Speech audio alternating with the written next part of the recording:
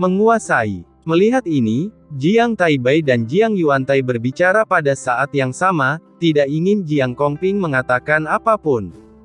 Tapi Jiang Kongping masih mengertakkan gigi dan berkata kepada Chu Feng, kami dalam masalah.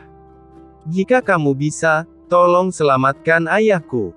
Saya tahu saya tidak memenuhi syarat untuk meminta bantuan Anda, tetapi selama Anda bersedia, saya bersedia membayar berapapun harganya. Setelah mengatakan ini, Jiang Kongping berlutut tepat di depan Chu Feng. Chu Feng membantu Jiang Kongping berdiri, apa yang terjadi, ceritakan padaku baik-baik.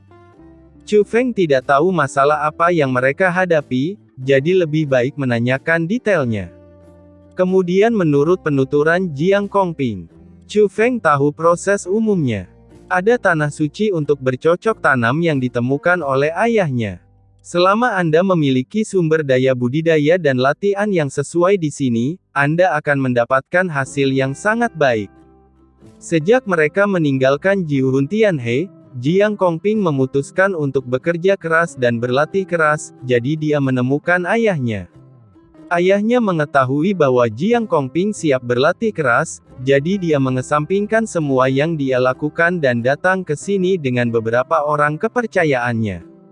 Mereka telah mundur di sini. Namun siapa sangka ada orang lain yang muncul di gurun darah baru-baru ini dan berkeliaran di gurun tersebut. Mereka sepertinya sedang mencari tanah suci budidaya tempat mereka bersembunyi. Dan orang ini adalah orang dengan status tinggi di Alchemy Immortal Sect. Meskipun Jiang Jingyu dan yang lainnya meninggalkan Sekte Abadi Dandao, mereka masih memiliki perasaan terhadap Sekte Abadi Dandao dan selalu ingin kembali.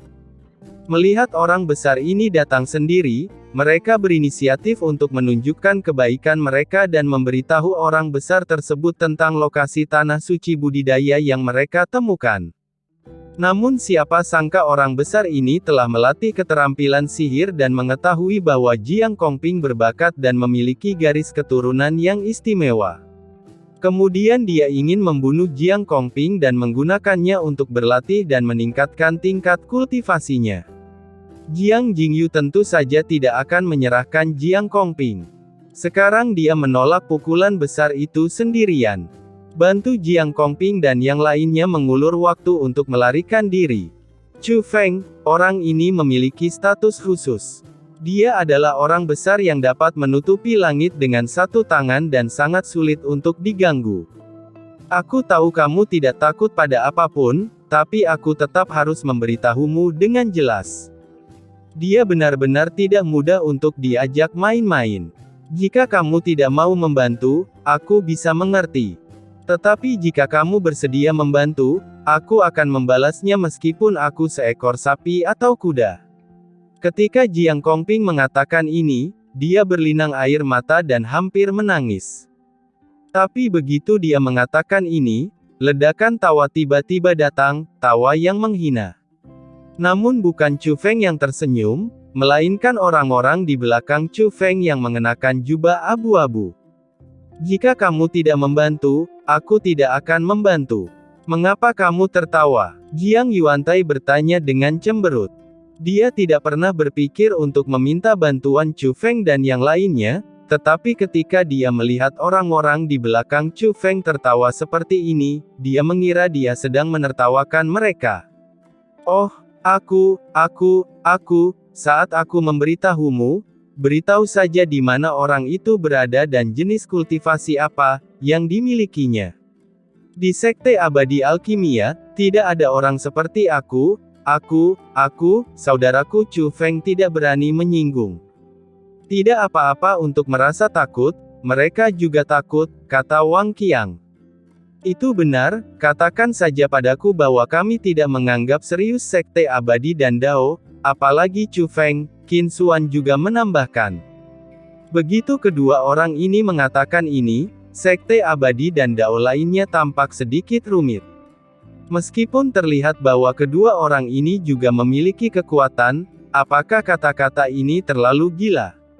Alchemy Immortal Sect bukanlah pemain kecil.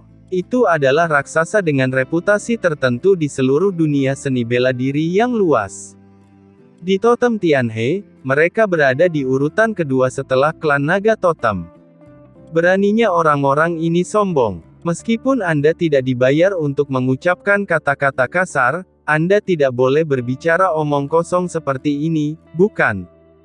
Tiba-tiba, sebuah pemikiran yang tidak dapat diandalkan muncul di hati semua orang di Sekte Alkimia Abadi. Namun dibandingkan dengan yang lain, Jiang Kongping memiliki ekspektasi terhadap Chu Feng dan terus menatap Chu Feng. Jawab sesuai dengan apa yang mereka katakan, kata Chu Feng. Dia adalah putri dari pemimpin Sekte Alkimia Abadi, Jia Lingyi, kata Jiang Kongping. Jia Lingyi, apakah kamu yakin itu Jia Lingyi? Long Chengyu mau tidak mau bertanya. Ya, itu Jia Lingyi. Saya tahu, statusnya menyendiri. Jika Anda tidak ingin membantu, saya bisa mengerti.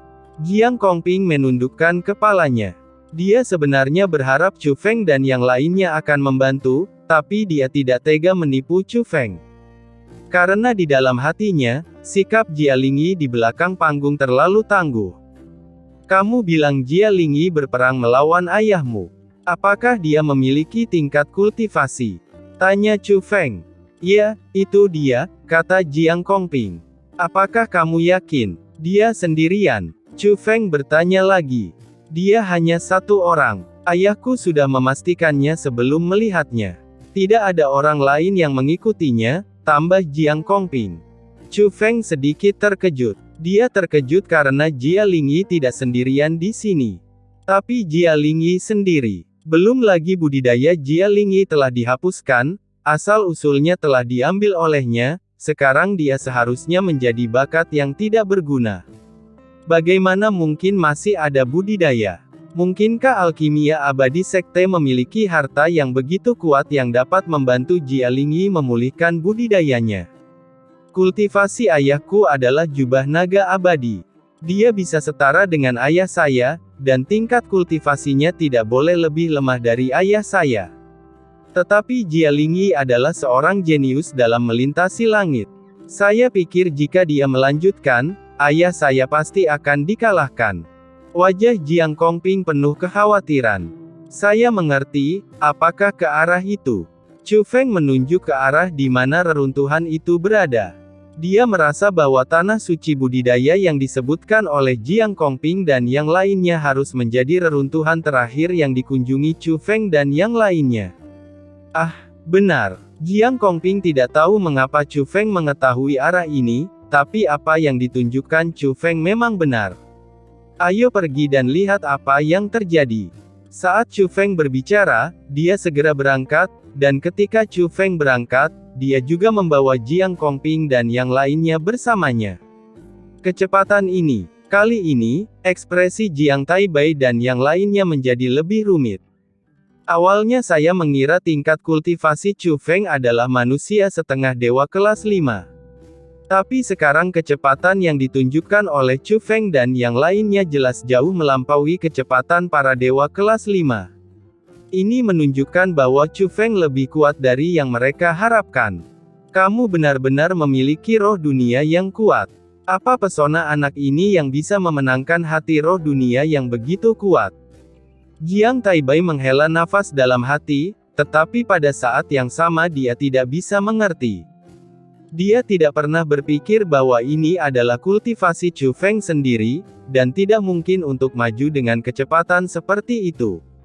Satu-satunya penjelasan yang masuk akal adalah bahwa Chu Feng memperoleh semangat dunia yang lebih kuat.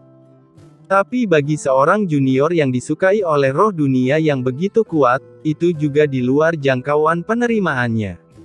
Tidak lama kemudian, Chu Feng dan yang lainnya mendengar semburan suara gemuruh, dan segera riak mulai muncul di langit. Meski jaraknya jauh, Chu Feng bisa melihat bahwa dua spiritualis dunia memang sedang bertarung di kejauhan. Seorang pria parubaya jelas merupakan ayah dari Jiang Kongping dan Jiang Yuantai, Jiang Jingyu. Sebelumnya, pelakunya bersatu dengan Sima Xiangtu. Dan yang lainnya adalah seorang wanita, yang sebenarnya adalah Jia Lingyi. Jia Lingyi sekarang memakai topeng, tapi Chu Feng tahu bahwa itu adalah Jia Lingyi. Nafas ini tidak salah lagi. Dan ranah budidaya kedua orang ini juga merupakan jubah naga abadi. Dia benar-benar memulihkan tingkat kultivasinya. Chu Feng telah menentukan bahwa tingkat kultivasi Jia Lingyi telah pulih, tetapi belum pulih sepenuhnya. Jia Lingyi sebelumnya mengenakan jubah ilahi naga suci, dan hanya selangkah lagi untuk menjadi spiritualis dunia naga sejati. Sekarang dia mengenakan jubah ilahi naga abadi, dan kekuatan tempurnya tidak terlalu kuat, pertarungannya dengan Jiang Jingyu hanya seri. Ini juga harus menjadi gejala sisa yang ditinggalkan oleh budidaya aslinya. Namun ketika Chu Feng menghapuskan kultivasinya, dia tidak menunjukkan belas kasihan dan Jia Lingyi dapat pulih hingga titik ini. Dia tidak hanya melatih keterampilan sihir, tetapi dia juga mungkin menggunakan harta yang sangat berharga dan tak ternilai harganya.